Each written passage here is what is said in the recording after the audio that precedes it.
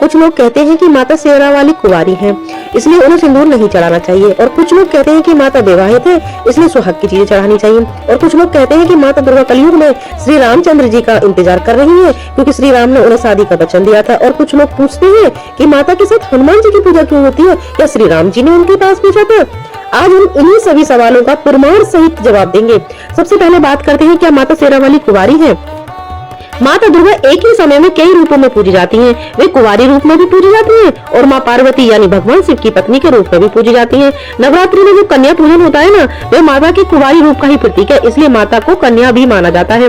लेकिन यही माता दुर्गा, पार्वती, गौरी, उमा के रूप में भी भगवान शिव की पत्नी भी है, इसलिए इन्हें सिंदूर, चूड़ी, चुनरी, श्रृंगार भी चढ़ाया जाता है। इसका मतलब यह है कि माता को केवल कुंवारी कहना अधूरा है और केवल विवाहित कहना भी अधूरा है। माता शक्ति है, वे कुंवारी भी है और सौभाग्यवती भी है।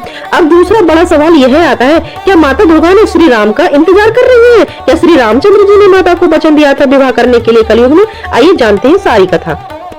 और कुछ लोग कहते हैं कि जब श्री राम सीता जी की खोज कर रहे थे, तब माता दुर्गा सामने आई और उन्होंने कहा मुझसे विवाह कर लो। तब श्री राम ने कहा, जब तुम मुझसे पहचान लोगी, लौट कर मैं तुमसे शादी कर लूंगा। और तब से माता कलयुग में श्री रामचंद्र जी का इंतजार कर रही है। अरे लेकिन ये सच बात नहीं है, यह कथा प्रमुख ग्रंथों में नहीं लिखी है। ना तो वाल्मीकि रामायण में है, न रामचरितमानस में, न देवी भागवत पुराण में, और न दुर्गा सप्तशती में। इनमें से कहीं भी नहीं लिखा है कि माता ने श्री रामचंद्र जी से विवाह करने की मांग की थी। ग्रंथों में जो मिलता है वह यह है कि लंका युद्ध से पहले श्री रामचंद्र जी ने देवी दुर्गा की पूजा की थी और देवी ने उन्हें विजय का आशीर्वाद दिया था।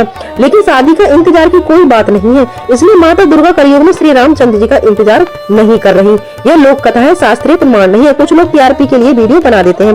अब तीसरा सवाल यह आता है कि माता के साथ हनुमान जी की पूजा क्यों होती है?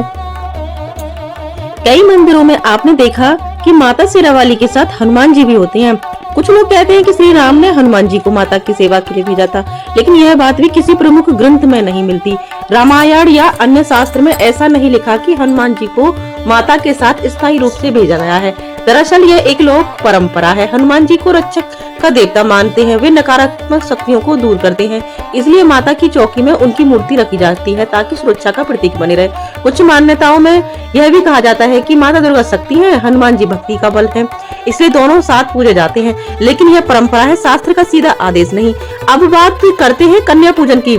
नवरात्रि में छोटी कन्याओं को माता का रूप मानकर पूजा जाता है। यह माता के कुंवारे रूप का सम्मान है, इसलिए मतलब यह नहीं है कि माता केवल कुंवारी ही है, यह उनके एक रूप की पूजा है। इसी कारण माता को कभी कन्या के रूप में पूजा जाता है और कभी सुहागन के रूप में सिंदूर चढ़ाया जाता है। दोनों परंपराएं सही हैं।